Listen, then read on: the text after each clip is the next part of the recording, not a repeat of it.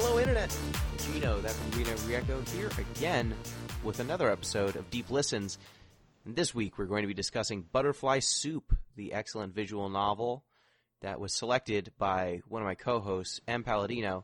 What phase of the butterfly life cycle would you say you are in? Like, would you say you're a caterpillar, you're a chrysalis, or you're a butterfly? I'm probably like the early stages of a butterfly where they're still not really used to being a butterfly, so they're still doing caterpillar stuff. Just walking around like what? Yeah, I have these weird things on my back. I don't know what they're for. That's me. I keep rubbing my face on leaves, but it does nothing.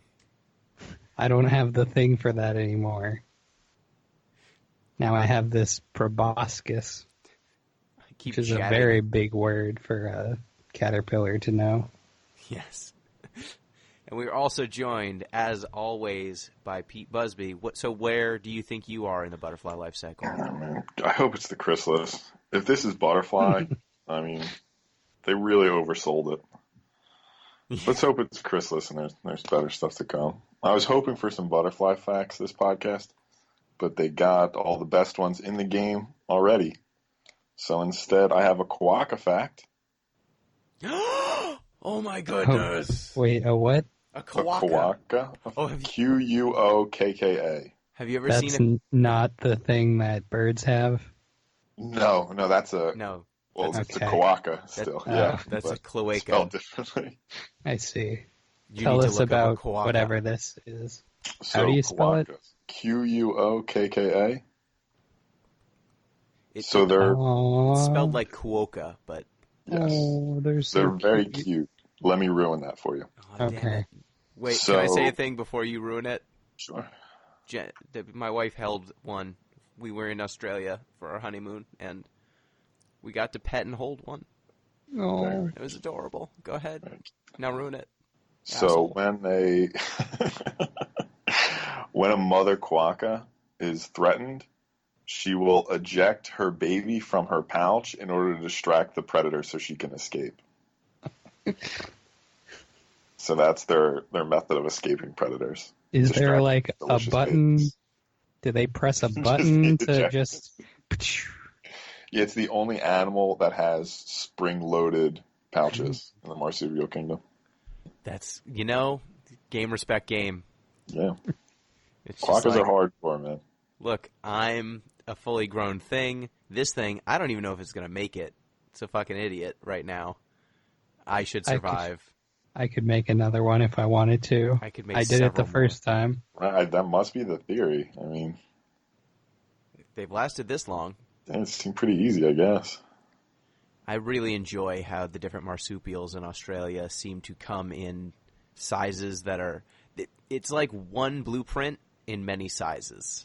Mm-hmm. Like, I used to think wallabies were just baby kangaroos, but it turns out they are an entirely different marsupial that just looks like a baby kangaroo.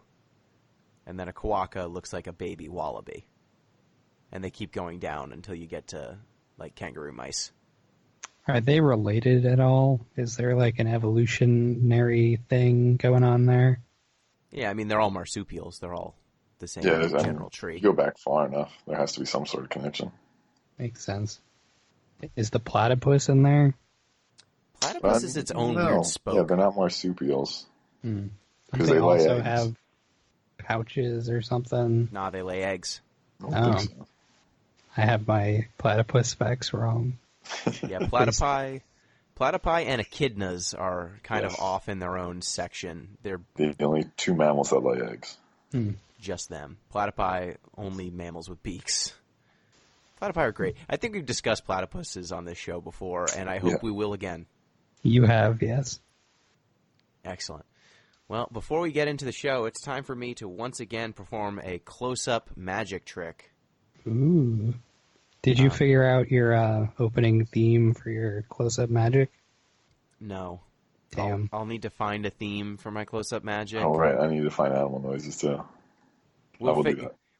So, listeners, we are trying to get production involved in this to show that with our patrons that we are putting time and effort and energy to, commiserate with the amount of support you're showing us. So we're trying to get more professional. We're trying to have sounds, not just our voice sounds, but also edited audio in this show. We're working on it.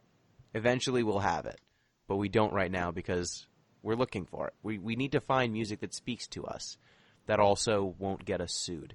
It's a tightrope that we walk. So for my close-up magic trick, does anyone have a runny nose? Yeah, sure, all the time. Would you like a handkerchief? I would love one. Excellent. A handkerchief, that would be great. I have one in my hand. Please, please take it. What? What's going on here? Well, you see. Pull. Keep pulling. Pull. Keep going. Pull. These are too many kerchiefs. Keep going. My hands, they're exhausted. Enjoy. There are now 200 handkerchiefs. That is too many kerchiefs. That's too many. Well, enjoy. Your nose will never be runny again. Be astounded. Be amazed. Welcome to our show. Fascinating. Oh, man. So, oh boy. Speaking of the Discord. It's time the Patreon. For... Yes, but before we do that, just a reminder, you can support this show by going to patreon.com/deeplistens. That will get you access to our community Discord, where you can be a subject of the Discord report.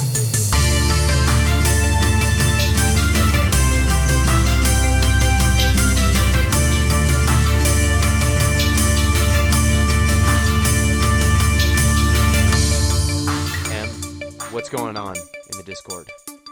On the Discord this week, it's a lot of ZP being wrong about things.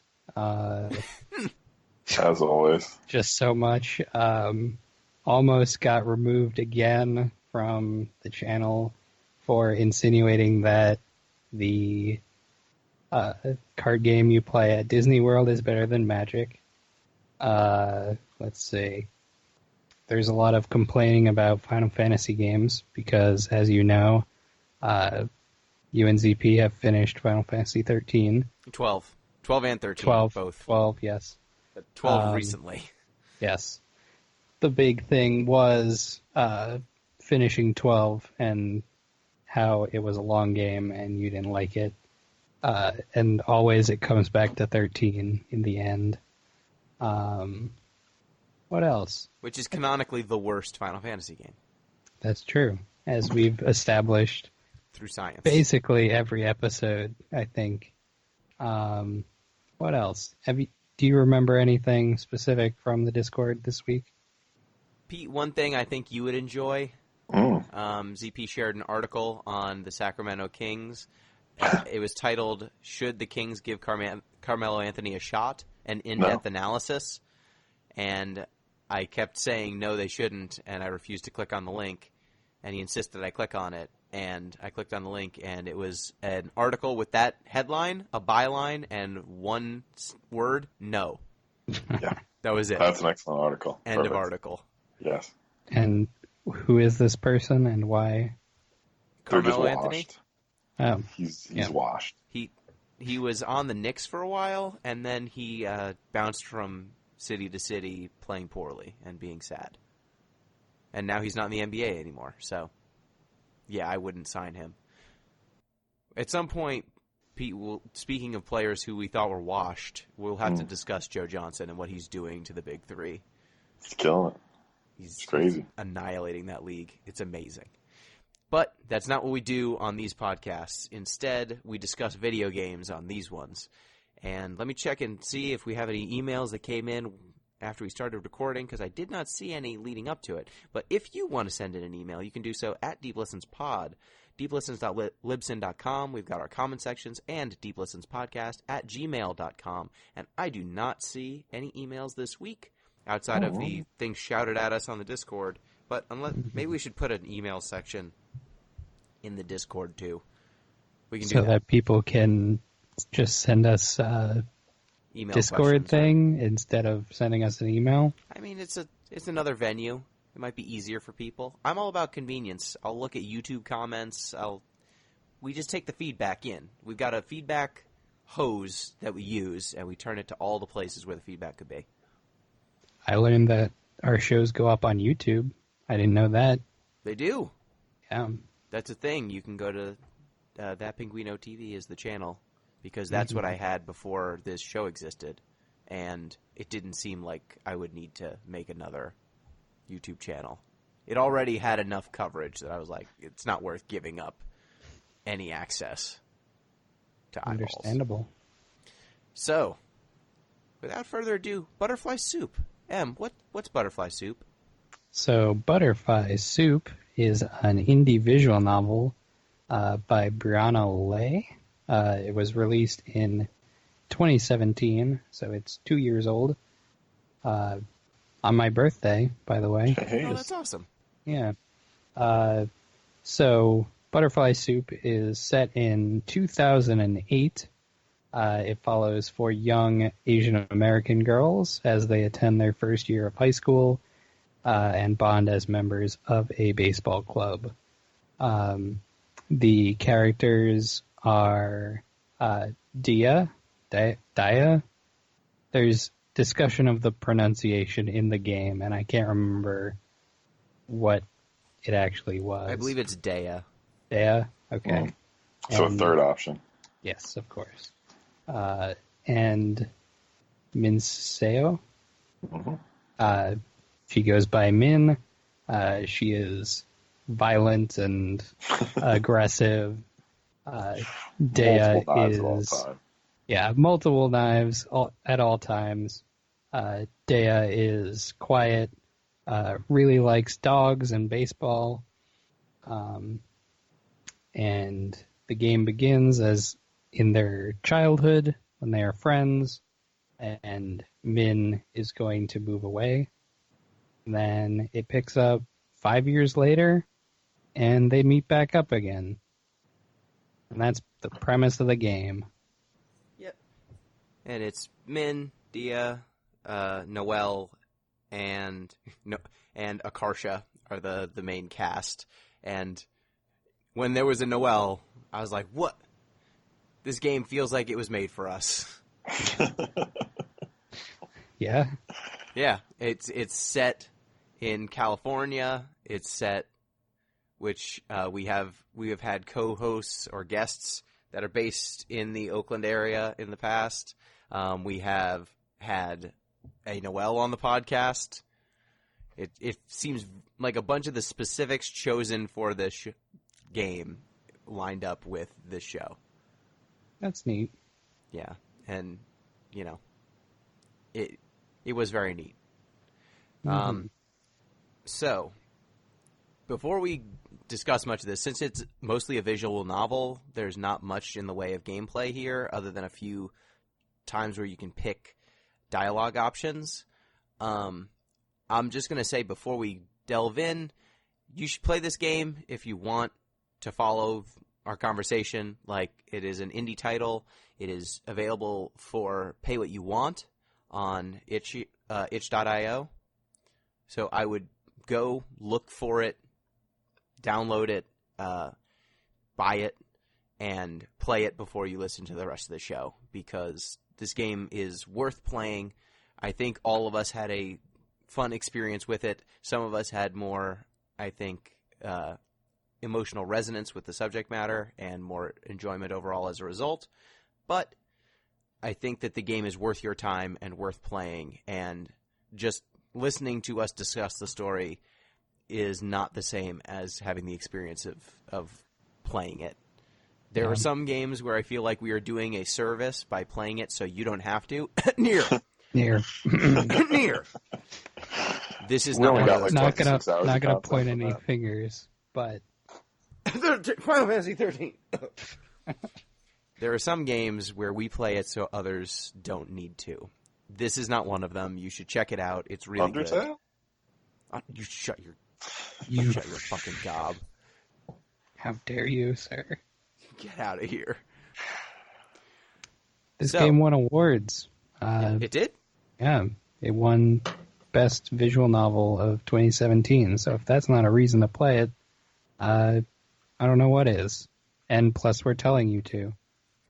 So go play it. Yeah, go play it. It's really good. So, we start out, and Dia and Min are kind of meeting each other for the first time.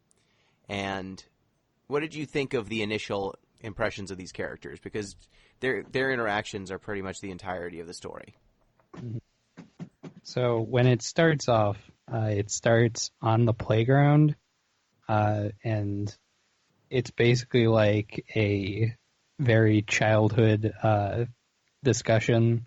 Like, they're telling a story of a princess and a dragon, and then all of a sudden, Min, who is the princess, is like, I'm going to shoot the dragon. Yeah. And they're like, no, you don't have a gun. She's like, I built one out of rocks. And that pretty much sets the tone, how she's going to be. It's pretty great how they handle kids interacting, because kids tend to have like these exaggerated kind of fantasy and play sessions where one kid is just saying, well, this is the case, and then the next one has to go above them. Like, if you have a sword, I've got 2 swords. It's basically the designed construct that leads to Darth Maul having a double-sided lightsaber. Really the high point of episode 1, though.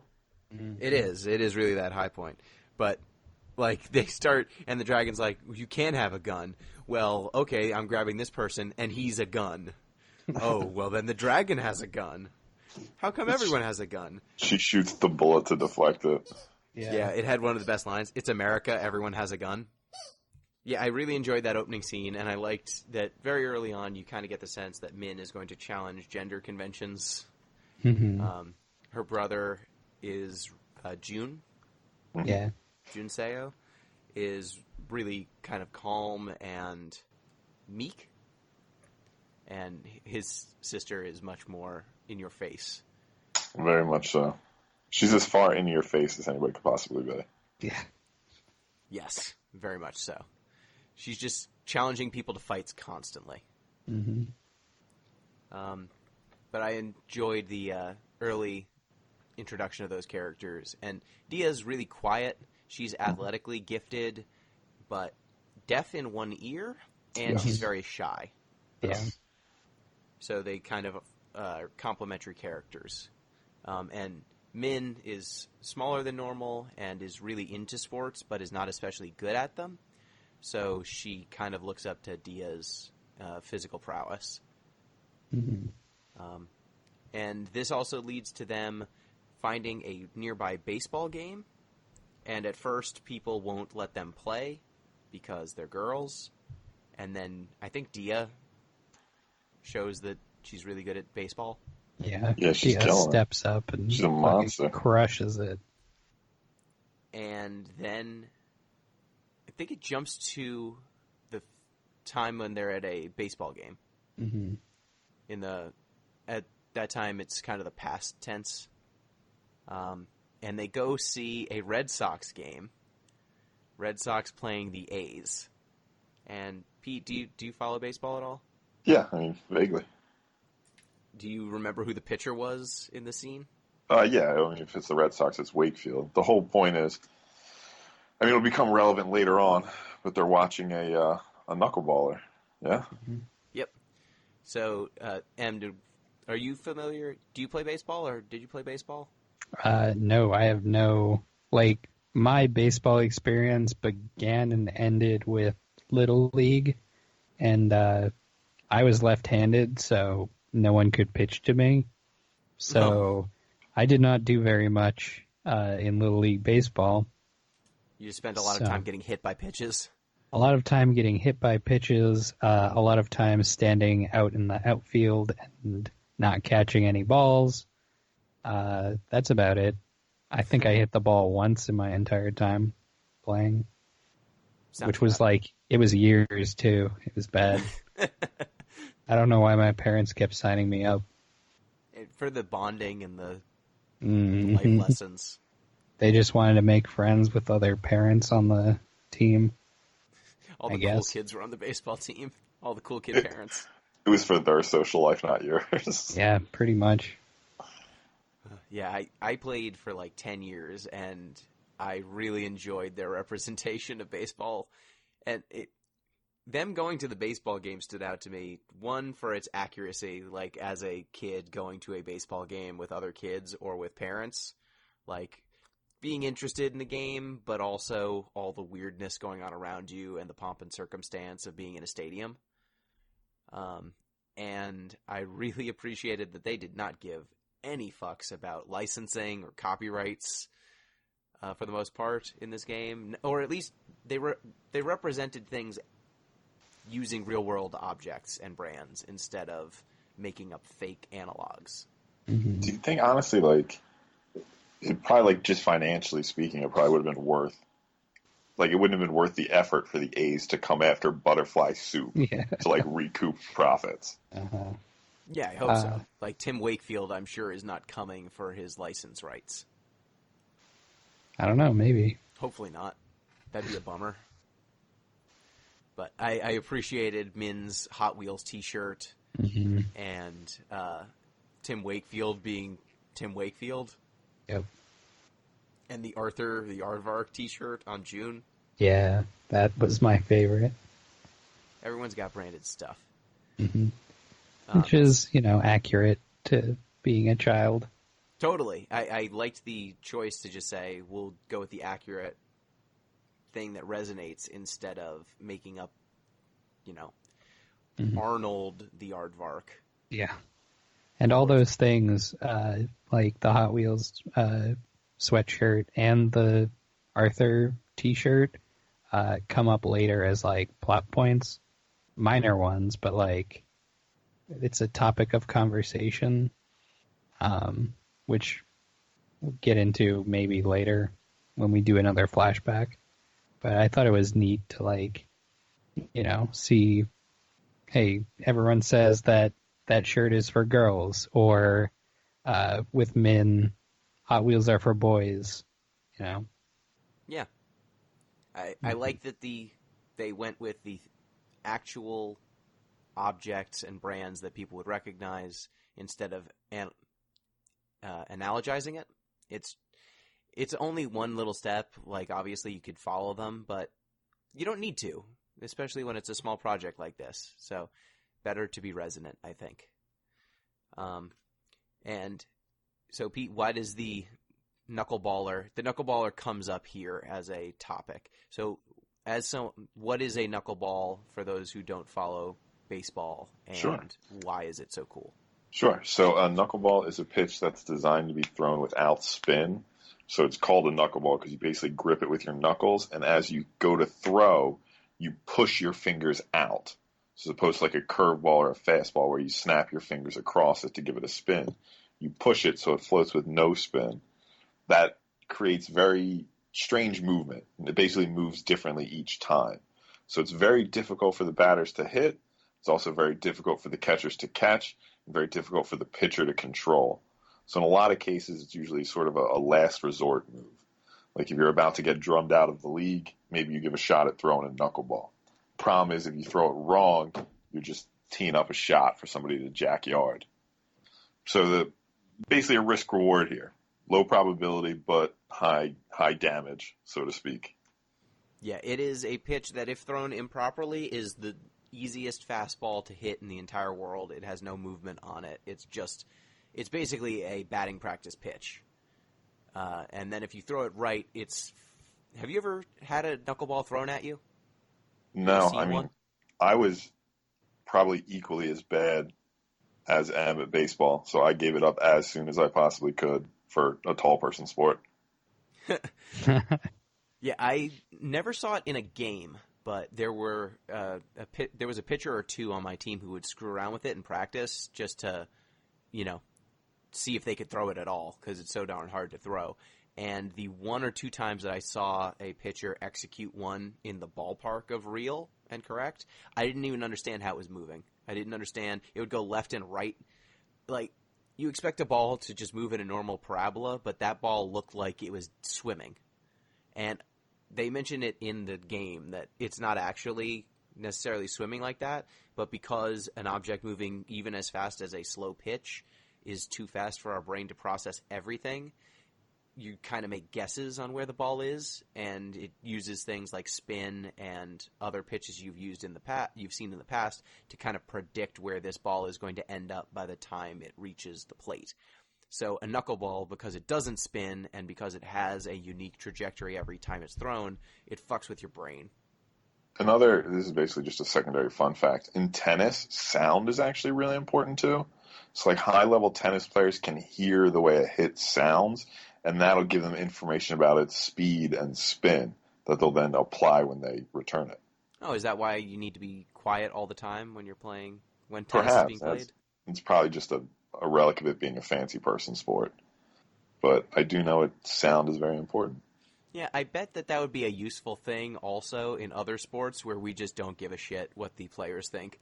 Like, you could probably hear based on a rebound or something, or hear based on a pitch being thrown potentially, gain a little bit of knowledge about where the ball is going. I know, actually with baseball, if you can hear how the bat hit the ball, you can generally learn a little bit of information. Like if someone hits it with the end of the bat, it makes a very different sound than if they hit it clean. And if they hit it with the end of the bat, it'll pretty much die immediately.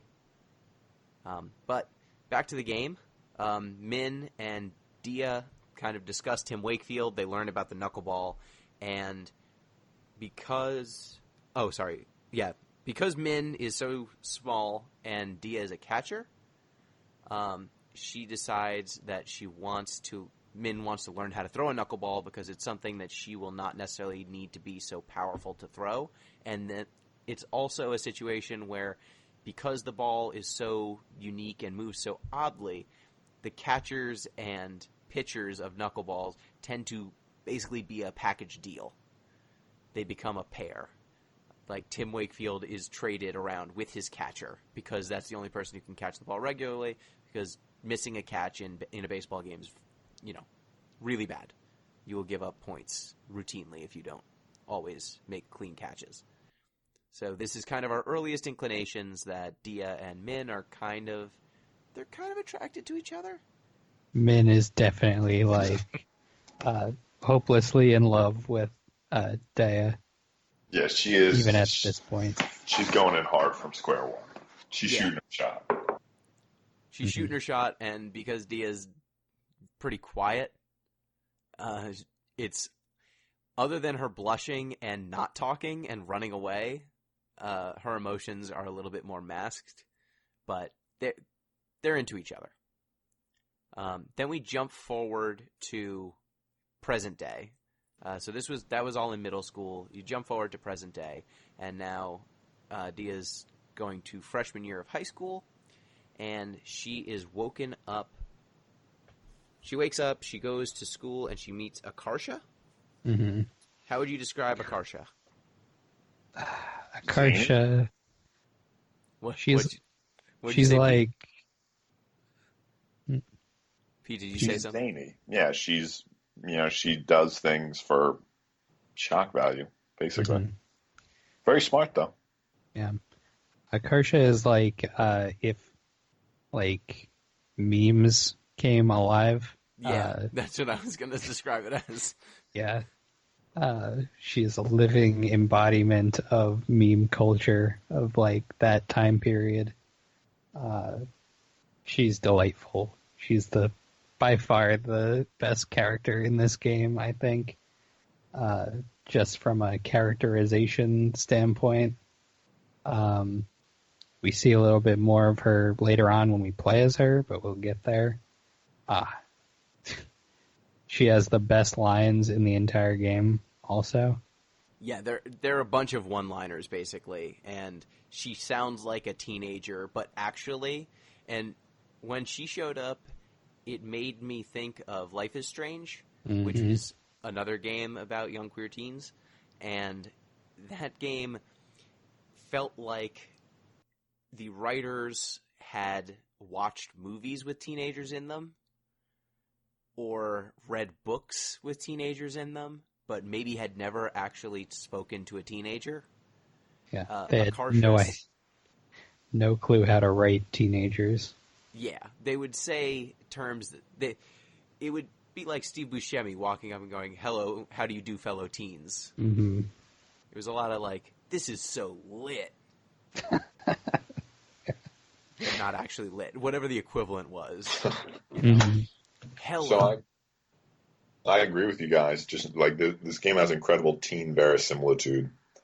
Mm-hmm. I just want to ask, considering teens are awful, do we want teen verisimilitude? I've never once wanted to spend time with teens since I was like, let's say 20, since I stopped being a teen. That's fair. To be fair, I didn't want to spend time with teens when I was a teen, and that led to a lot of conflict with me and other teens. Good point. Good point. But I will say that these teens, the new teens, hashtag new teens, are funnier and wittier, or at least more interesting, I feel, than the teens that run around quoting Anchorman. Because you need to do a little bit more work to understand where their references come from. And sometimes it comes off as actually clever. It's only when you've spent more time on the internet that you realize that they are just doing the quoting thing, but from a different source. And at least Akarsha is like a funny, clever teen. Mm-hmm. I would hang out with teens if they talk like Akarsha does. Probably not, to be weird about it, but like they say some funny shit. So, it's like just being on the internet. They just pick up all these random little, what would you even call it? Not like ticks. I mean, they would say memes. They would say memes, yeah. It's like when we worked at the comic book store, there were a lot of teens, and I would definitely not want to hang out with any of those. I don't know if you had a different experience, Gino. I mean, one of those teens went on to become our local magic expert. That's on true. This show. So some of them turned out okay. Yeah. The majority of them, though, wouldn't hang out with them. Would not teen. Yeah. Yeah. Agreed. But that's fine. Like, I think that Akarsha and her dialogue specifically nails the tone. She is clever enough to make this, and I think the dialogue is snappy enough that even if it would, and delivered well, that even if it would be rote if a human actually said it, because the delivery is so snappy and so frenetic, in this game it works. It feels like you're reading a series of tweets that are threaded instead of listening to delivery of like a stand-up comedian or something. Or, you're watching a show. I guess it's almost like a Gilmore Girls sort of delivery. Yeah, I was going to say 30 Rock, but 30 Rock is basically a comedy Gilmore Girls in terms of speed of delivery. Yeah. So if you have that rapid-fire delivery, you can do referencey stuff, you can do... This style of humor will pick up some of the punch because of the delivery and because it's text only, and they do a good job of segmenting how much they want you to read all at once, what should be one burst of an idea followed by a break. It, I think, helps some of the lines that I've heard teens deliver, but much less funny. And you can also kind of infer your own witty delivery to them, whereas a teen is unfortunately constrained by their own delivery. And many times when teens try to tell me jokes, the delivery's not great. They haven't existed very long. They haven't learned. A fully grown human is much more developed in the delivery department, and that makes all the difference. Yes. So teens out there that are listening to this, which I'm sure are millions, work on your delivery. Exactly. Be like Akarsha. Just play this game a few times and memorize all the things she says, because that's what funny people sound like. And then do that. Yep. So, Akarsha also shoots her shot pretty early. She's just shooting all kinds of shots. She's shooting shots constantly. She flirts with Dia just like immediately. Dia doesn't know what to do with her. She doesn't like her. But they are friends because Dia's best friend, Noelle, is friends with Akarsha because Akarsha is smart and Noelle is also smart. Is Noelle friends with Akarsha? Well, that's why Dia even spends time with her, right? No, she spends time with Akarsha because Akarsha's and Dia's parents were like, "Oh, you're the same age. Yeah. Walk to school together now." It was basically right. forced upon them. Right, my bad. I keep saying Dia. Oh, I thought we agreed on Dia. Dia was big. Dia. Seeing too many options. I need to look it up now. Dia's basically Akarsha's intro to Noelle. Yeah. Okay. But they are kind of the number 1, number 2 students in school, for the most part. Yeah, her and Noelle. Yeah. So I think it's worth mentioning that this game, because it's set in Oakland, the main cast, we mentioned that it's all Asian American kids, but the backgrounds of all of these kids are fairly different. Dea is her parents at least are from India originally, but I forget if she's from the South or from the West. But her and Akarsha, her family, they're from different regions of India. I think one speaks Hindi and the other one speaks a different dialect. So their languages are not the same. Noelle is Chinese, and Min is She's Taiwanese. Isn't she? Taiwanese. Yeah. Sorry, my bad. Sorry. Taiwanese, and then Min is Korean. Mm-hmm. So they are all Asian American, and they all get. I think Akarsha and Dea both get heckled on their way to school on their first day walking together. But they are all from different backgrounds, and that leads to a cool moment where I forget who delivers this line. I think it's Akarsha that says, "In any other period of time, none of us would have met, and we couldn't have spoken the same. And even if we could have, we wouldn't have spoken the same language." Yeah. And because of the unique construction of Oakland, it's brought all of these kids together all at the same time. Mm-hmm. I thought that was interesting. Yeah. It's worth noting, too, that earlier Dea mentions that they thought that white people were a myth, like, just on TV because of how Asian their, like, section of town was. So there's not a lot of, like, there are one white character, I think, maybe 2, in the entire school. So yeah, Hayden. Yeah, Hayden and the head of the baseball. The vice president, club. Liz. Yeah. Liz. Mm-hmm. Yeah, and their dialogue about that's pretty good. Like, if white people aren't a majority of the people, then why are they all the people on TV? And yeah. I think it's Akarsha, or no, I think it's Noelle who says... It's June, I think. June? Oh, yeah, June says because their parents won't let... Because Asian parents wouldn't let their kids... It's too risky. Yeah, same. He said makes the same point about athletes. Why there aren't some more Asian professional athletes. Yeah, because it's too risky as a job, so their parents won't let them. Yeah.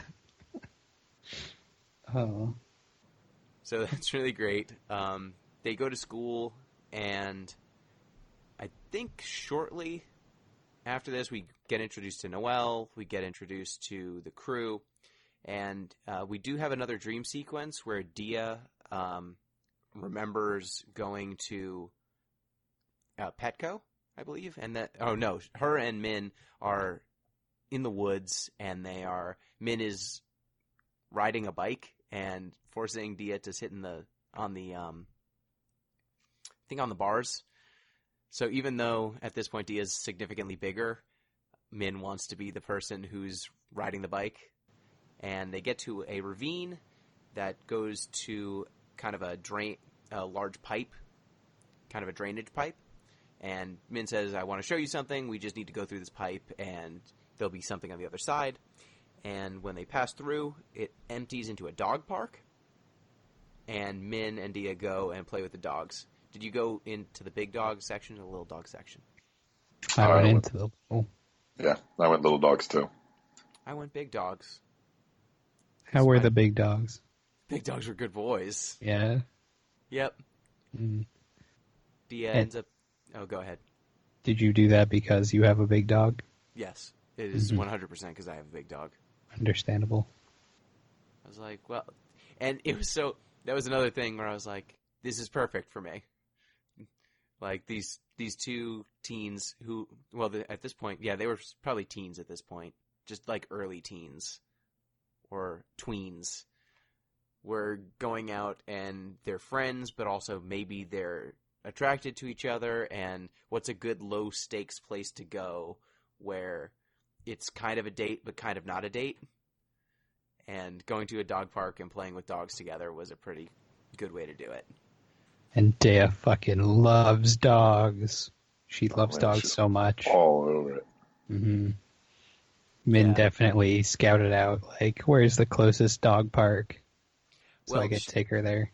She says that the reason she found the dog park was because she ran away from home. And when she ran away from home, she went through the pipes and then found this dog park and took a mental note of it. But at this point in the park, Min kind of starts talking about what their future could look like because they like dogs. And she says, we're going to get a dog together. Like the two of us. We should go get a place of our own. And we should get a dog. What did you name your dog? Your future. There were two choices. Yes. It was either Palm or Sheeb. I picked Sheeb. I picked Palm. I went Palm. Mm-hmm. I didn't realize that they were just going to be abbreviations for what kind of dog Dia wanted. Yeah. Dia's not especially creative in that department. Although Bagels was an inspired choice for the baseball team. Yes. That's true. So at this point, Dia's just like in her head thinking about this future, and it's getting her flustered, and she wakes up and is like, hey, that was, remembering that moment, I was starting to, at the time I was like, we're friends, but also my face was flushed and I was feeling a lot of feelings. Am I a lesbian? I think she said. A lesbian? Girls. And then she's just like, well, better not think about that anymore. Put that away for later. I'll put that away for the rest of my life. Mm-hmm. Goes out, meets Akarsha again, they go to school, and it turns out there's a new kid in school who's a delinquent and who's dangerous. Wears a leather jacket, so you know. Yeah. And apparently they had a knife, they stabbed someone. And you go to, first, I think you meet at the baseball club, right? Dia gets convinced to join the baseball club or go to the baseball club. She's way too shy, but she's convinced to go. I actually signed up for the baseball club earlier. Liz comes around with a form and asks people to sign up, and I just did it without reading it. I completely misread where that interaction was going. Yeah, what'd you think? So, like, it was immediately after they passed those Prop 8 protesters. Oh, right, there are Prop 8 protesters. Right. Yeah. And I was like, shit, Dia's not going to know what she said. She's going to sign to protest, like, her support Prop 8. And it's going to be a whole thing. But for those who are not familiar with California politics or national politics I think this was supposed to be around 2007. Yeah, Obama gets elected during the game, so yeah. Yeah, so for those of our listeners who are not familiar with 2008 politics, Pete or M, if you could fill them in on what Prop 8 was. I only know the bare bones, if you know more, M. Let me real quick bring it up. Prop 8. Because I knew it was an anti-LGBT proposition. Yeah. I think it was the Sanctity of Marriage Act or whatever. It basically was created by opponents of same-sex marriage in advance of the Supreme Court's May 2008 appeal ruling in marriage cases, blah, blah, blah. It basically wanted to say that marriage is between a man and a woman, and that same-sex marriages wouldn't be recognized in the state. So, yeah, and I was totally worried that when she came up with a, billboard with a petition asking me to sign, that might be a payoff down the line. But she seemed like she was school-aged. yeah. So I was hoping. She seemed nice enough. And She was a counter-protester? Yeah. Mm-hmm. She's very pleasant. Yeah. But it turns out that Liz was getting sign-ups for a baseball club, and Dia is convinced to join because she's too shy, and Noelle convinces her because Noelle's very forward and thinks that if Dia's not pushed, she won't go on and do things. And Dia's also like a gifted athlete and would do very well on the team. So when you get there, basically your entire squad is kind of pulled into the process because the baseball team needs players. Yep. Noelle So- originally just comes to basically do homework, and then Liz just says, if you're here, you're going to play. So she gets roped into it. Akarsha is there for some reason. Is that everybody? She pals around. Yeah. And then when they're in the locker room, Min shows up. And it turns out that Min is back in town. She got back into the same school as Dia, and she got there by getting kicked out of the last school she was in. They originally moved to Florida, which she hated, and then they moved back, and she gets herself kicked out of a school so she can get sent to the same school as Dia. Do we know if that was intentional? Unclear, Okay. but that's how it worked out. Yeah. They never really explain it. But, I mean, it's definitely not out of the realm of possibility that Min would stab somebody just to stab somebody. That's true. And speaking of which, Min and Akarsha meet, and at first Min threatens to beat up Akarsha, and then they fight, and then Akarsha. How does she defend herself? Anyone?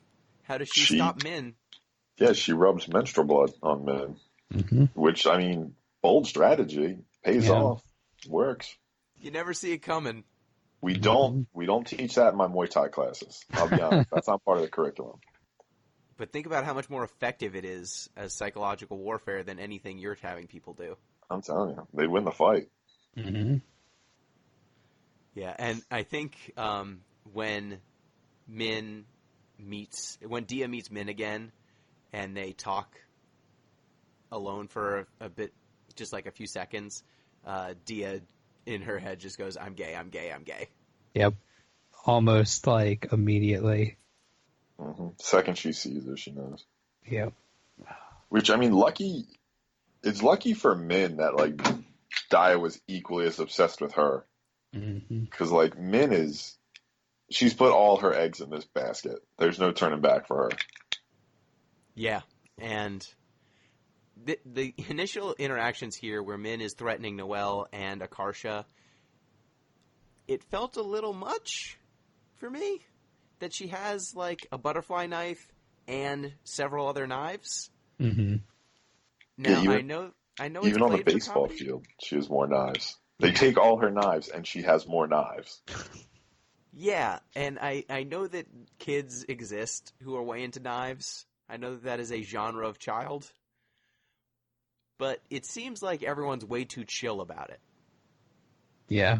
Everyone gets over the violent tendencies, the copious knives, and the threats that she made to other people in the crew. Yeah. In real life, she would be on a list somewhere. Whoever was keeping this list, a lot of red flags. Yeah, a lot of red flags, but all of her friends find it charming. Which, In a way. I mean, when Akarsha defends herself using menstrual blood, Min realizes that Akarsha is a kindred spirit as a chaotic class. Force. Yeah. Yeah. I mean, the largest method they take to de-arm her is putting her knives on a high shelf. Mm-hmm. That's as far as But it gets. she is so short that she cannot reach it, so It's great. it's very effective. Yeah, it's basically impenetrable. You're right. Yeah, I just love that Akarsha and Min both realize that they are both chaotic neutral, at least. And at that moment, My Heart Will Go On Yeah. starts playing in the background. But not the the recorder version. Played on a recorder poorly. Yeah. Just play it, and it goes. Mm-hmm. If you let it go, it will play most of My Heart Will Go On. And it comes up multiple... I think it plays a few more times when they're talking. Just like we're kindred spirits. How do we represent this in our game? It was so good. When I first heard the notes from the beginning of the song, I was like, they couldn't. They wouldn't. No, there's no way. They did. They spent so much money on the rights for Tim Wakefield. How could they afford it? This is a licensing, just mishmash of everything. Yeah, it's great. But then they all join the baseball team, and they have their first practice. Noelle gets roped in too. We have just some good zany hijinks. Noelle's terrible at baseball. She can't throw the ball to the plate, and she can't really swing the bat, so she's pretty useless. Dia's amazing. Min is pretty good, but then she throws a knuckleball in practice and strikes out Krissa, Yes. the head of the baseball team, president of the baseball team, who's a senior, and she throws the knuckleball a few times, and Liz, who is their normal catcher, can't catch the pitch one time, and it bounces up and catches her on the finger and kind of jams her finger. So Dia goes into the back and switches into the catcher's gear, and she comes out and is able to catch it perfectly every time. Because they're a couple. Because they should be a couple. It's destiny. So I think it's a little, I don't know. I mean, I guess you get some poetic license, but there's no way that Min, as a high schooler with no sort of tutelage, could learn to throw a knuckleball just through the power of her love for Daya. It seems a little ridiculous to me. I would say that and internet tutorial videos get you pretty close. I think they discuss it briefly, and they're like, how come you can only do that? And she's like, well, we had that conversation once, and so I went out and I solely learned how to do this because I love Daya so much. Yeah, I just don't buy that as an explanation, given the difficulty of doing it such that only a handful of professional pitchers in the world can do it properly. I would say that to strike out a bunch of freshmen to senior baseball players using a knuckleball is not on the same level as striking out professional athletes. Fair point. Also, based on everything about Min, do you think she fucking wouldn't do that? No, I mean, she definitely would go 110% and figure out how to do this. Night and day, knuckles bleeding. Like, that's a good point, too. Yeah, I don't know if you remember her knife drawn on her arm, just to let people know. That's true. Her dagger tattoo. Right. She can't get a tattoo yet, so she had like a stick-on dagger tattoo. Yeah. God, she's a treat. She is. It's great. So they become a baseball couple while they're still kind of flirting and figuring out their sexuality and their feelings for each other, which I thought was pretty cool. The baseball game goes well. Their practice. Noelle still doesn't want to be on the baseball team, but they're all kind of roped into it, and they're going to kind of go on from here. I think at this point we get a character switch. Mm-hmm. Yeah, we're to Noelle. What's the first one? We go to, I think it is Noelle first, actually. Akarsha, and then Min is last. Yeah. Yeah, so we perspective shift, we go to Noelle, and we know Noelle is kind of a bit judgmental. She's an ace student, and we get a little introspection into her life. Dia, we don't see her parents, I think, at all. Yeah. But Noelle, her parents are really central in the story for her because her mom and her dad are recent immigrants, and they basically hold her to an impossibly high academic standard, and they only judge her based on her academic performance. You get a flashback where she comes home, and they talk about how she got an A-, and her mom's answer is, why not an A? And then when she's older, she says, I got an A, and her mom says, why not an A+? And they hear stories about people from their community doing well or getting into school or getting scholarships, and they cut out newspapers to put on an inspiration board for Noelle so that she will achieve more. And they are constantly telling her to cut her friends and her social life out of her life because her friends will abandon her and her social life doesn't matter. Yeah.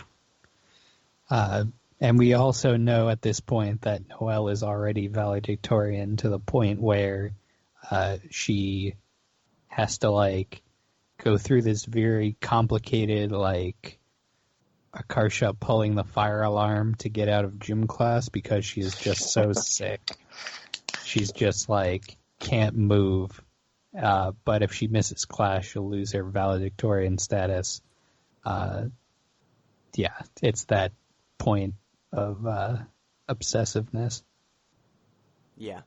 So, what did you think of the home life for Noelle? The representation and her dealing with it? Concerning. Yeah, it's very grim. I mean, to like Child Protective Services grim. Weirdly enough, only the second grimmest home life in the game. Yeah. But not good. Yeah, it's definitely terrible, and it fits with the stereotypes that I have, or I've seen portrayed in media about kind of overbearing Asian parents. Yeah, and this game leans into them. The tiger mom stereotype, if we can bring back a, let's hope, outmoded term in this day and age. Yeah, and I think that the kids deal with it very well, considering what they are being given from their parents. I think Noelle summarizes it later on by saying, I realized that my parents aren't bad people. My parents are good people, but they're terrible parents. Yeah. So basically, take a test to become parents. That explains your reasoning for why, that sort of thing. Yeah. They became parents, they have their preconceptions about the world and how it should be, and they don't really challenge it. And because of that, they have this assumption they shouldn't really get to know their daughter well, they should be distant, they should just provide inspiration, and then it is her role to fulfill their expectations and to bring them honor and joy, basically, while also not being too uppity or opinionated. And that's not the culture in which Noelle is growing up. And so there are for her, the clashes aren't that intense because she's very doting on the academic stuff. She basically buys in as much as she can, and by doing that, she at least placates some of the criticism. But it's clearly stifling her. Even going onto the chat room that all of these four friends have set up causes her mom to go over her shoulder and just yell at her and berate her for no reason. It's bad. I thank goodness I did not have to deal with that, but it seems pretty darn terrible. She also, I don't know if this is like a function of her parents or what, but it appears at some point in the game, like, I don't know if she just doesn't realize that lesbians exist at all, or just like so defaults to heteronormativity that she just assumes that no one is a lesbian. But there's like a moment where like this sort of budding romance between Min and Daya is articulated in the group chat between Noelle and Akarsha. And she says, but they're girls. Mm-hmm. And like, I was just curious if it would like, maybe at what, they're probably 13, 14. Maybe at that age, like it's still possible for your parents to like shape your worldview to such a degree that you don't understand that like being gay is a reality. But that seemed a little strange to me as well. Do you think she generally didn't know, or it was just a default heteronormative stance? I think it was a default heteronormative stance because she seems to be the least kind of sexually aware or romantically aware of any of the characters, to the point where I think by the end of this, you don't know anything about her preferences or if she even is interested in dating at all. According to the wiki, she and Akarsha get married. Whoa, really? According to the wiki, but I didn't really see much there's evidence a wiki? of that in game. Yeah, there's a wiki. It might just be one person, just shipping them, but who knows? I don't know. In game, they do not seem to they have a one. What would you say? The odd couple sort of relationship. Yeah, one sort of of them's neat, and the other one's yeah. loud. Mm-hmm. How do they get along? Oh, but they get along well. It turns out maybe they're actually flirting, but I didn't see that in the game. It doesn't come up, at least in the runtime that I saw. Maybe if I choose the right choices in dialogue. I don't think those change anything. But I think that it makes sense from her parents, from the perspective of her very kind of conservative or very traditional parents. Yeah, it fits. But we know we don't know yet, I think, Akarsha's preferences at this point, but we find out that Akarsha's bi. Yeah. So. And she flirts with Dia pretty hard. Yeah. But Dia's like, you were just memeing. And then Akarsha's like, yeah, jokes are representative of real life. Yeah, most people say jokes as a way of saying a thing they really think, but having fewer consequences for voicing that. Yeah. Which I thought was, again, a surprisingly self-aware thing for a 13-year-old or 14-year-old to say. But it was, I thought, on point. A dangerous gambit, though. Yeah. Because it creates a situation where if you say something just joking, the person can say, oh, you said that joking, so you must mean it. And there's no way to escape that. So, if somebody says you joke about things you really mean, there's no way for you to prove or argue, oh, I didn't mean that. It was clearly just a joke. So it creates basically a rhetorical or logical bind such that you can't escape it. I'm not disputing the underlying point, but it seems like a dangerous circular logic. Yeah, I don't think it is a universal truth for all jokes, but I find that most flirty jokes, that specific subgenre of joke, very rarely is just a joke and not a flirtation. Mm-hmm. That tends to be a flirt, but with a bit of plausible deniability. Yeah. It's if you're into it, whatever. If you're into it, I was serious. Yeah, but exactly. if you're not, whatever. But if you're not, Yeah. Good point.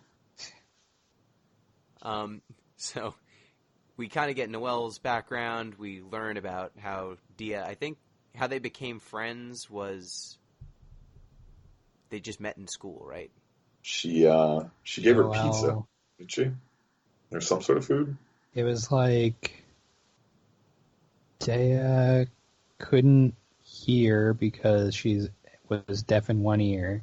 And then I forget what the inciting incident was, but it was definitely food related.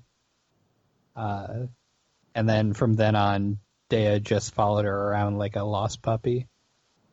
Yeah, and that's kind of her MO. Yep. Just you gave me food. She's the best. Yeah, she's delightful.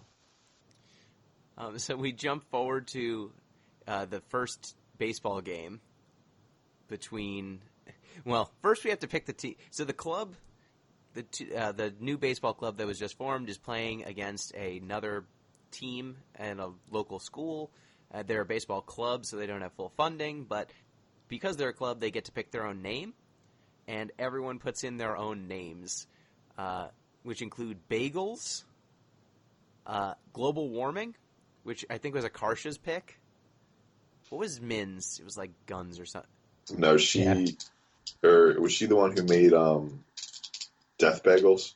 Death Is that Bagels, her contribution? Yes. Yeah. What Dia said, but edgier. Yeah. What did you pick for the club name? I picked Death Bagels. I mean, clearly that was the right answer. I picked global warming because that's the scariest thing on the list. It's terrifying. Oh. But I guess Death Bagels would be. I love these just, well, in the end, we'll win. Yep. For global warming. It was in something the end, everyone like, knows we win. Was whales one of the choices, or was that the opposing team? The other team was killer whales. Gotcha. And Min was like, well, if you have monarchs one-on-one against a killer whale's going to win. Mm-hmm.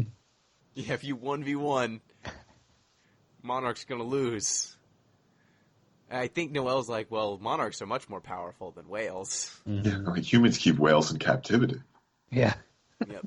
But 1v1 that whale. I love they're so good. Their back and forths just feel so right, and I love the writing is so strong. Mm-hmm.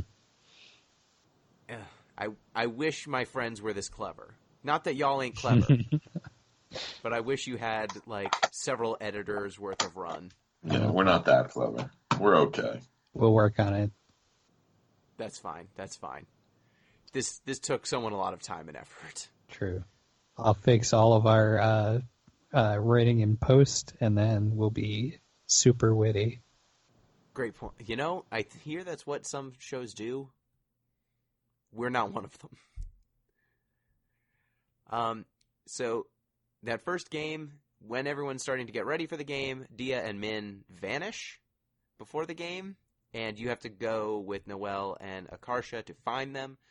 At this point, I think we're playing as Akarsha. And Akarsha has a cool moment where you're in the gym looking for Min, and you are shouting because there's an echo in the gym. And if you keep talking, she will start saying more and more sincere things. Like at first she's just like farts, farts, farts or something like that. But eventually she starts saying like, I just make these jokes and say these things because inside I feel really lonely and depressed. And if I'm making jokes, then I don't have to feel sad and no one will notice. And I appreciated, again, the introspection for her character. Yeah. And then Min shows up and she's like, damn, are you okay? Karsha's like, yeah, I'm not going to off myself right now or anything. Yeah. She does say though that she wouldn't move out of a car if it started coming towards her. Yeah. Which is an uncomfortable splitting of hairs. Mm-hmm. Yeah. I would not get out of the way of a car. And then Min says, well, I would knock the car out of the way and save you. And Akarsha's like, how? She's like, I'd take my car and hit that car. She's like, well, then wouldn't it ruin your car and hurt you? And she's like, nah, my car would be stronger. Which is Min's answer to most things. No, I would do it faster and more intense. But you find Min. She was going to the bathroom because there is a a handicap bathroom that's functionally gender neutral, and she feels more comfortable in there than in the girls' rooms. So at this point, did you read that as Min being gender fluid or trans in some way, or did you read that as just a preference to have a bathroom? Like, it seemed like there was a gender preference there that Min was expressing, and not just, hey, this handicap bathroom is cleaner.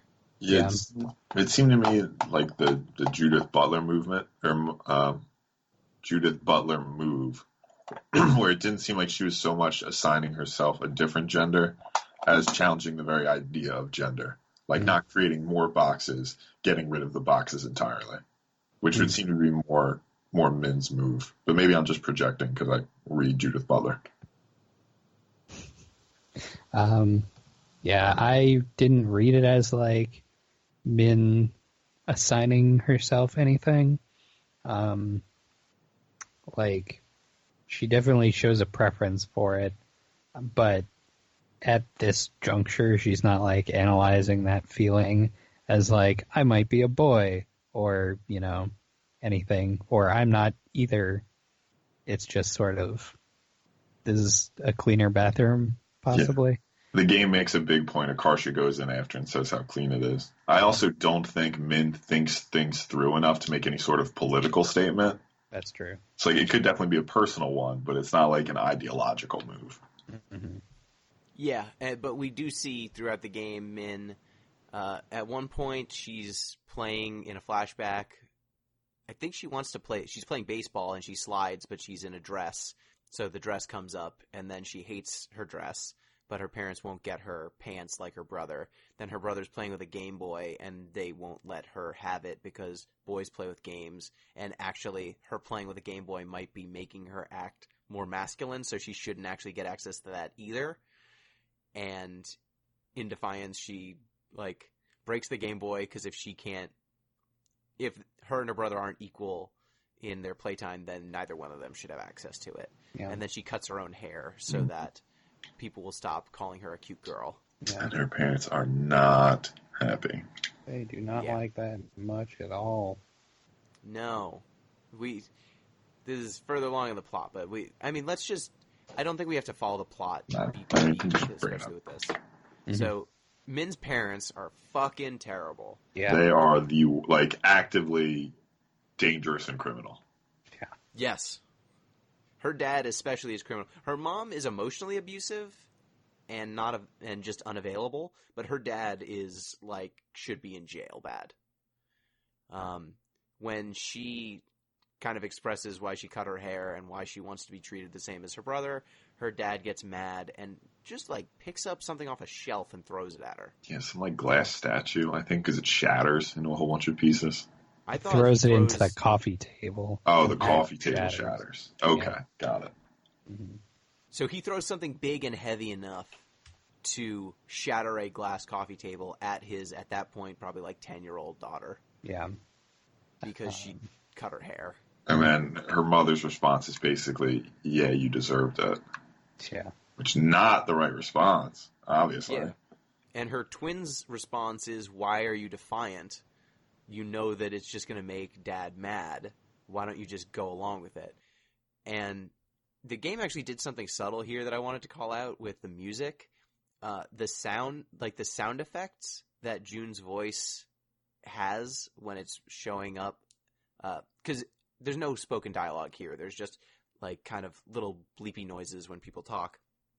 And they use a slightly different tone for him that makes him sound softer and meeker, which I think was fitting for his more...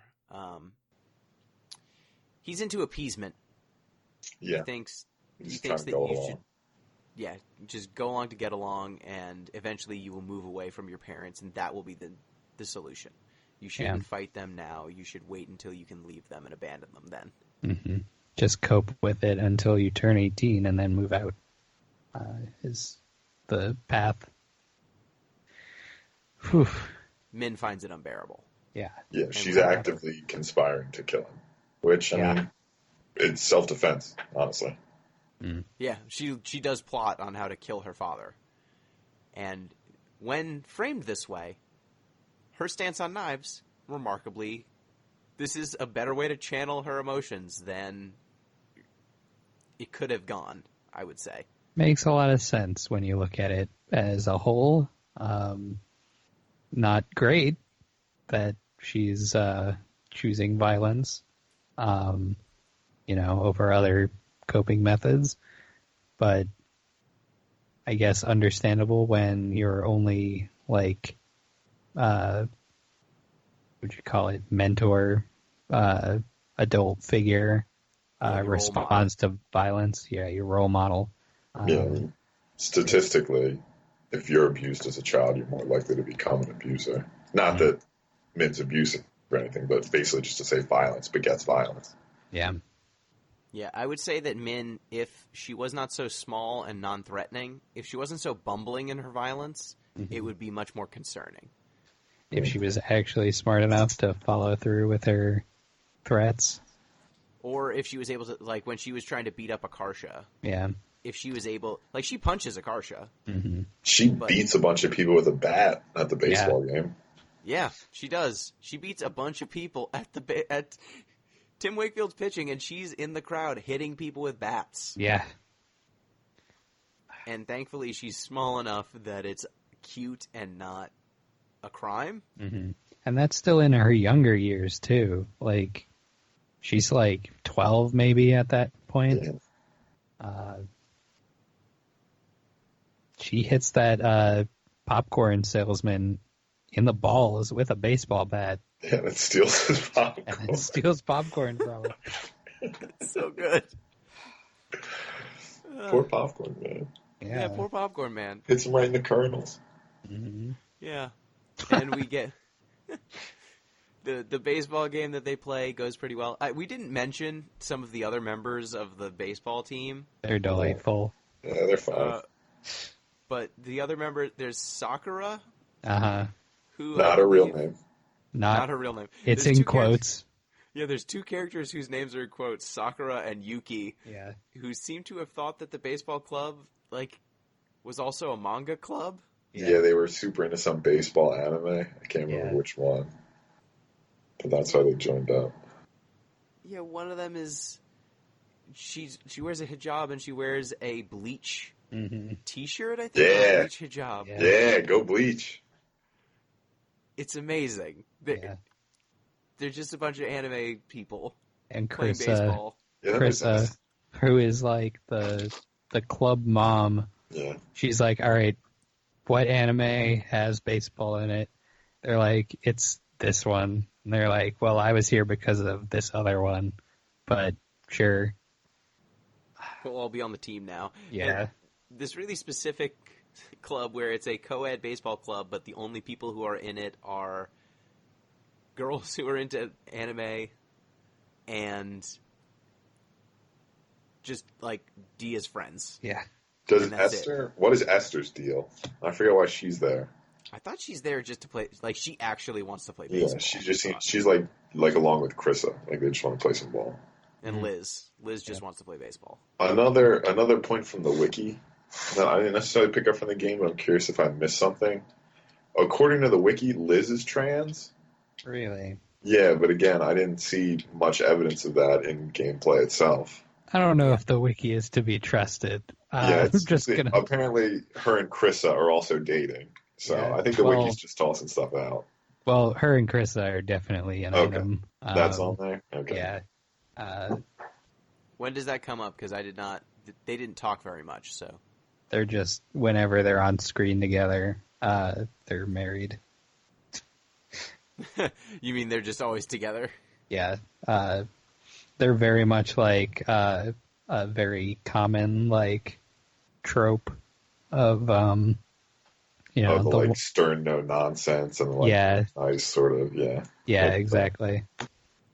I mean, if inferred solely through the archetypes that they occupy, I can totally buy that. It's just less explicit. I kind of assume, every character in this game is super gay. So that would not have surprised me at all. They just didn't explicitly say it, so I didn't assume. But they play, and the baseball club that they are playing against is entirely male. But because they have a pitcher who throws knuckleballs, it's kind of a great equalizer. And they basically go runless for a long stretch, and then there's a play that's made. They're going to lose, and there's a play that gets made because they end up with a triple play. Mm-hmm. Yeah, off a hidden ball trick. Yes. It's a hidden ball trick. Akarsha fails to make a catch, and then fakes. Noelle fails to make the catch. Oh. Yeah. Or are you going far enough back to how the runners got on base? No, I'm talking about how... So, Noelle fails to make a catch, but then how they get everyone out is Akarsha faking to make a catch and then making a throwing motion, and then someone sells it like they caught the ball, and then fakes a throw. Yeah, Noelle's in the outfield. She misses the catch, fakes the throw to Liz. Liz fakes the catch and throw to Akarsha, who then finishes the whole thing off. And all the runners are out because they left the base and basically walked off to the dugout, which means you're now out regardless of what transpired. Exactly. So they execute, they do all the... They make it appear as though they have executed a triple play, and everyone buys it to the point that they walk off. It's perfect. It's amazing.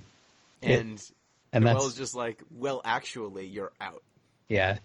And Noelle, who has done all the research, is like, well, actually, in the rules of baseball that I've spent, a week reading, it says here if you give up doing your run, you are out no matter what. So I agree it's a wonderful moment, but this strains credulity even more than the knuckleball thing does. There's no way a high school baseball team would fall for a triple play hidden ball trick. Yeah, this is definitely the moment where it became the most slice of life anime, where they're having a baseball game against the rival team, and it all comes down to one special trick. Yeah, there's secret technique. Yeah. Yeah. You didn't think it was perfectly fitting that they would pull this off and save the day? I thought it was fitting. My point is just more that it's cliche. It's more cliche, and most of this game operates in a space that I think is fairly realistic, other than Min's infinite knives, her power of infinite knives that everyone just kind of accepts and tolerates. And just like some of these characters' reasons for joining the baseball club, like there's a few things that we've talked about that seemed like, okay, it's a little off, but okay, whatever. This is the most like, this is the end of your anime arc.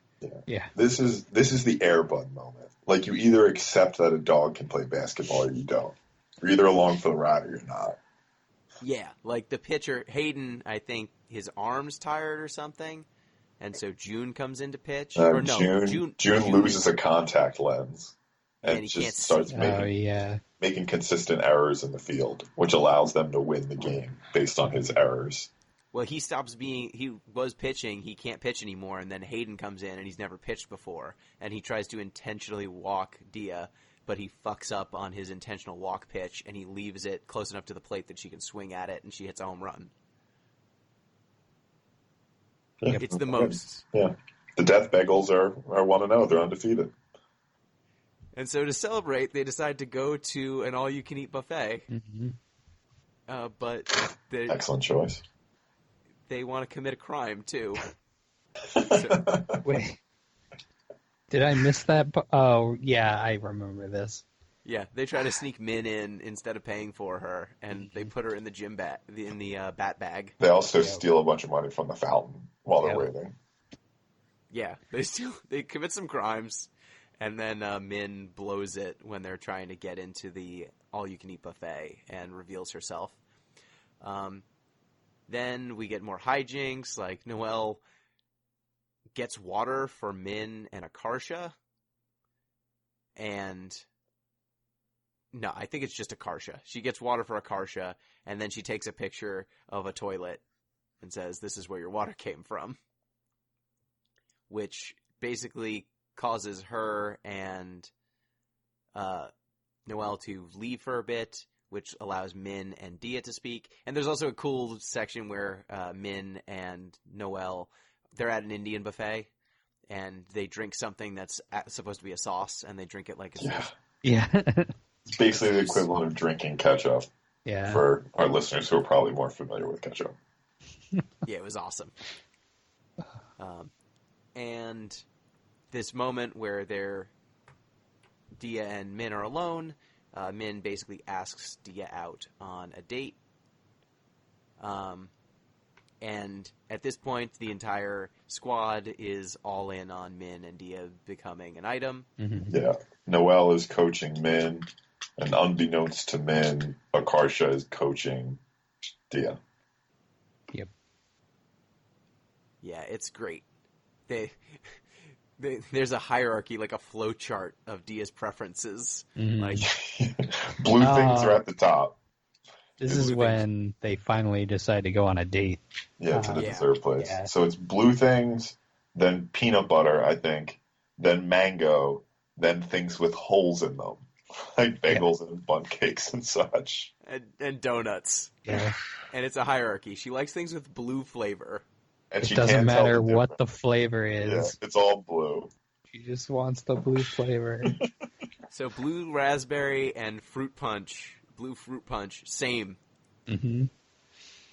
So they go to a shaved ice place because it has a shaved ice with blue coloring. Yes, the Mount Fuji is the blue one. And turns out Noelle and Akarsha are sitting at another table in disguise. Terrible disguises. Appropriately terrible disguises. Kind of coaching each of them through via text.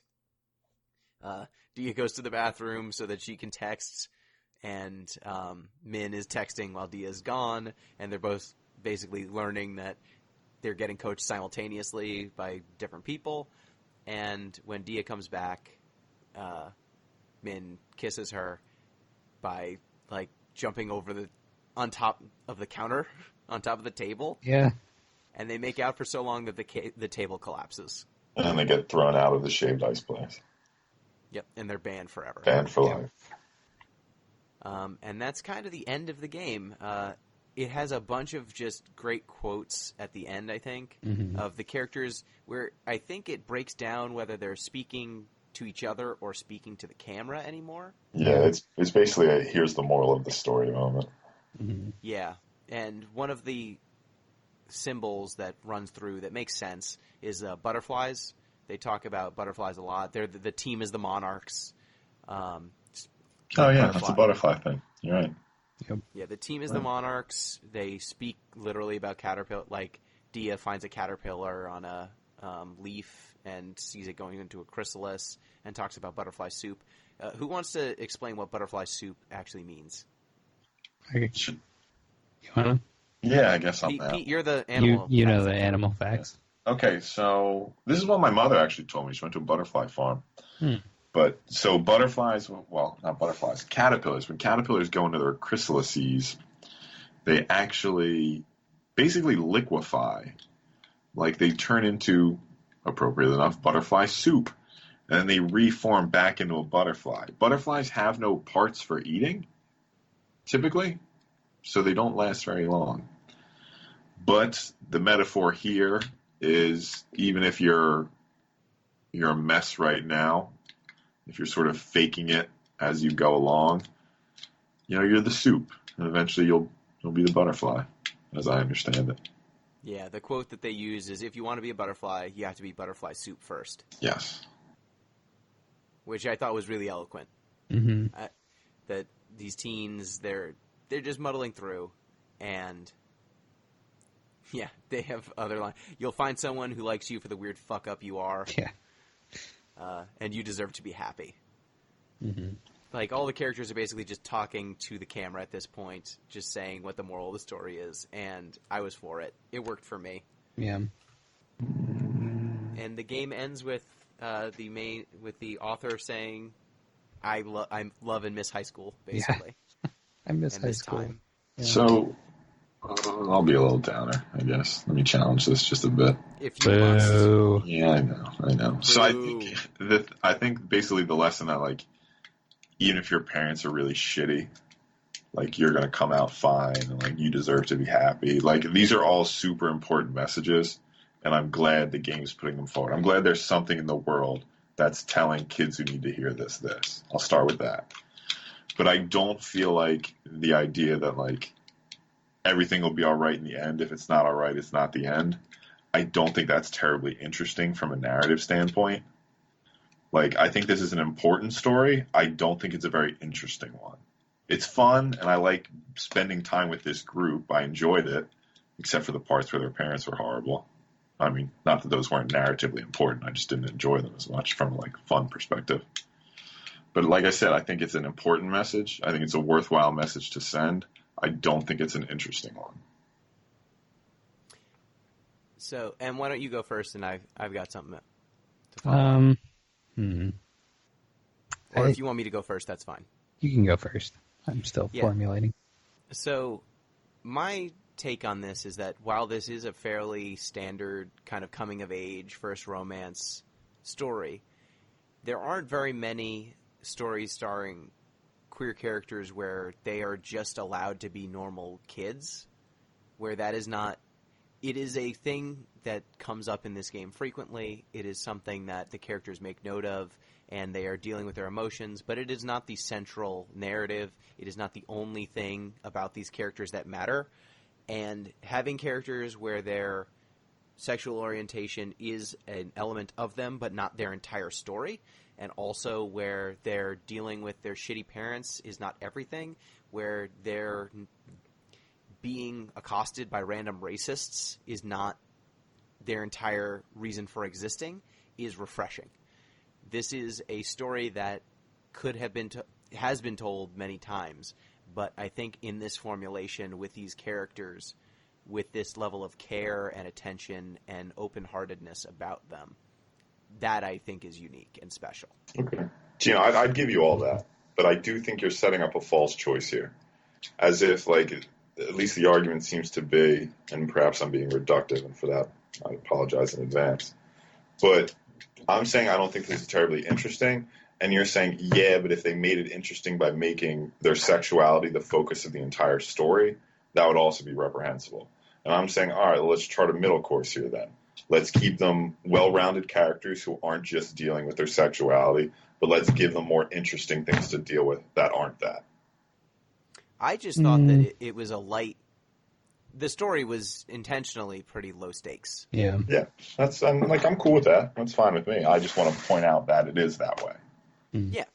It's totally low stakes. Like, these characters they're just high schoolers being high schoolers, and they're fun to hang out with. And I think for a 3-hour visual novel or so, like 2-3 hour visual novel, that was perfect. That was exactly what I needed. Yeah. This is the sort of thing where if someone told me, hey, check out this new comic book, it's really cool, and the print run is like 6 comics or 10 comics, I'd be in for that, right? And I'd be happy. It'd be a delightful experience. I would speak highly of it. Maybe it doesn't change my entire life, but I really appreciate it. Like, this is a game that knew what it was trying to say, said it, and was done. Okay. Perhaps I'm being unfair then, right? Like, I'm saying this isn't Moby Dick, and you're saying this was never supposed to be Moby Dick in the first place. I get that. I agree with all that, Gino. I think you're right on point. Having a game like this when I was a child would have been, like, pretty eye-opening, I think. It's important for those who are at that stage in their development. It's not something that we get in our everyday media, having like this like low stakes, just sort of slice of life. It's got the whole, God damn it. How much of that did you hear? All of it. Oh, okay, because my Skype just said I cut out. Your Skype lied. You're fine. Okay, cool. What the fuck was I saying?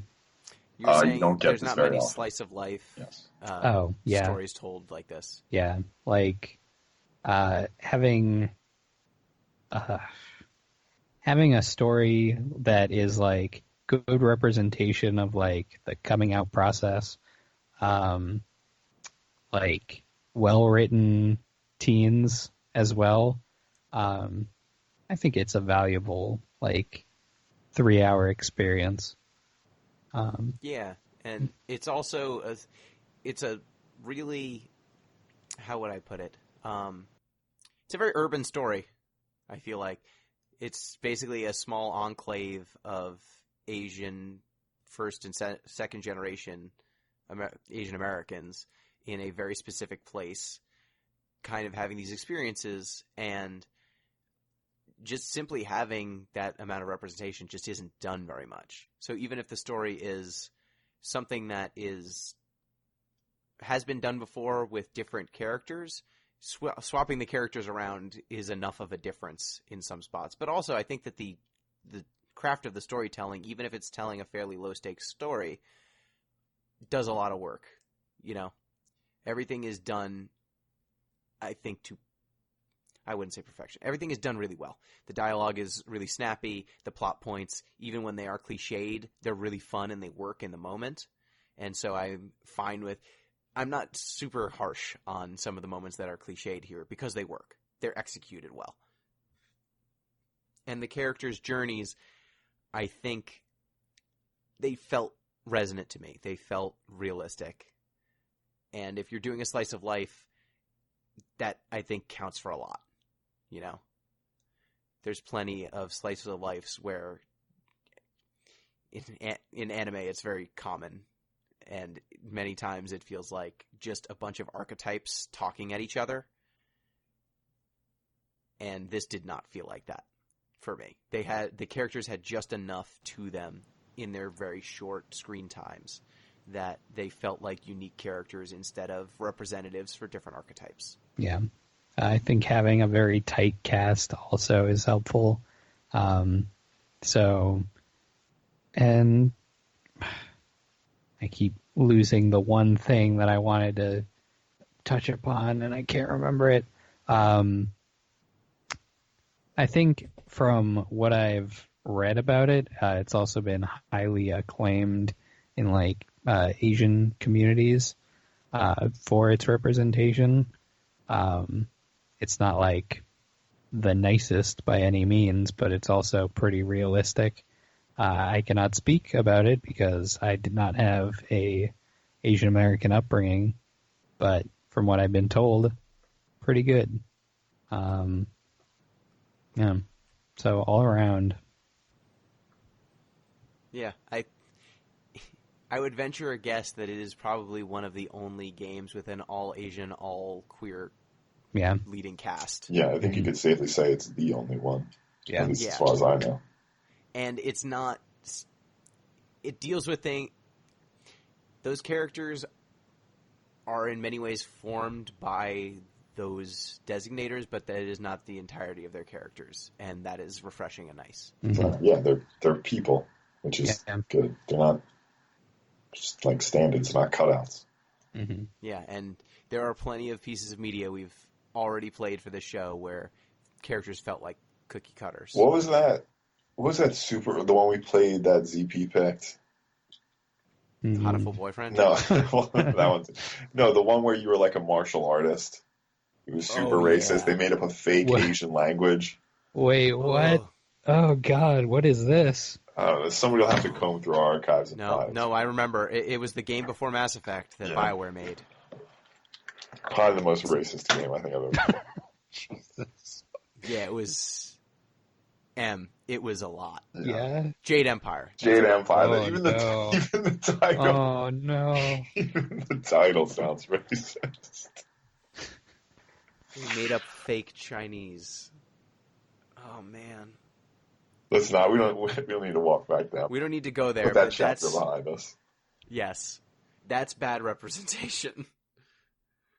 But yeah, I think that this game, ultimately, it felt really resonant to me. And as someone who has had a lot of thoughts about my sexuality and how it related to other people and not knowing if romantic feelings were shared between people and not knowing how I should express those feelings, it really resonated with me. It fit. And I think that as a dude who has seemingly upfront very little in common with these characters, for it to resonate with me so deeply, I think worked for me. I think it speaks highly of the storytelling. Mm-hmm. Yeah. I have my own attachment to this story as a transgender person who identifies as a lesbian, which I don't talk about on this show a lot because, it's usually not relevant.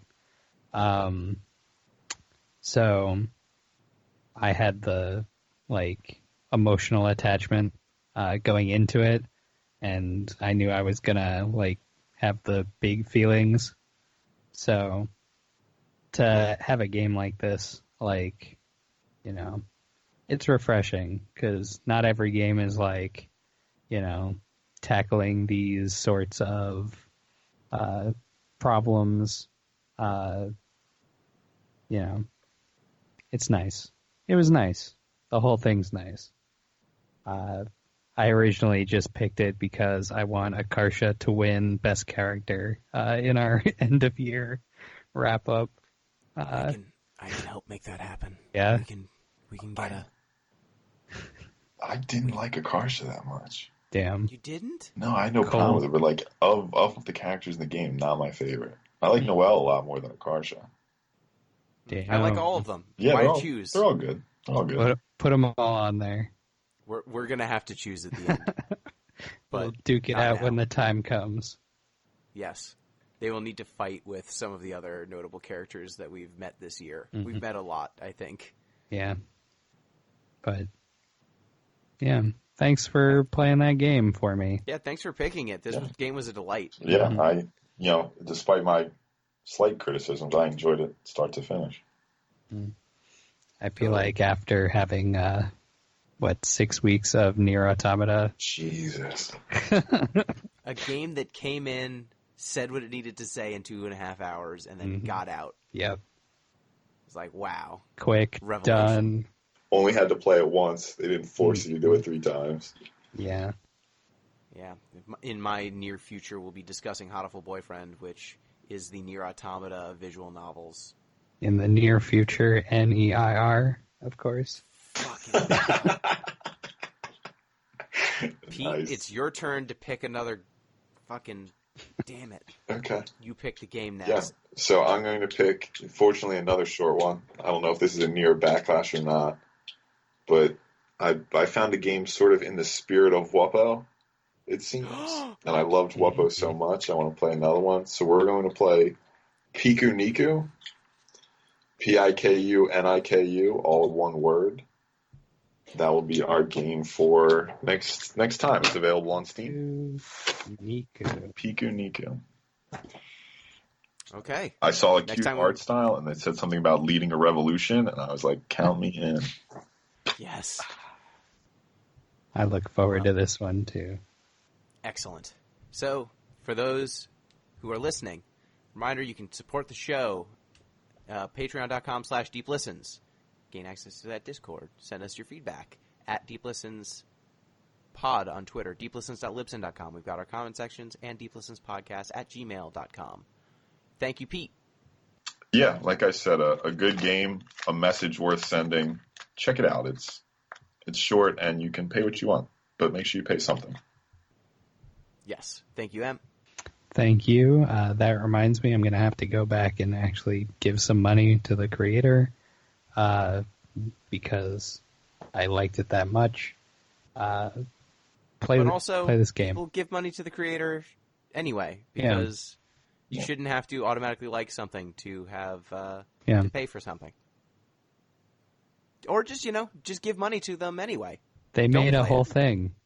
Like that enough is. Yeah, it's hard to make things. Making things isn't easy. Yeah, I've tried it. It's hard. Well, till next time. Thank y'all. Peace.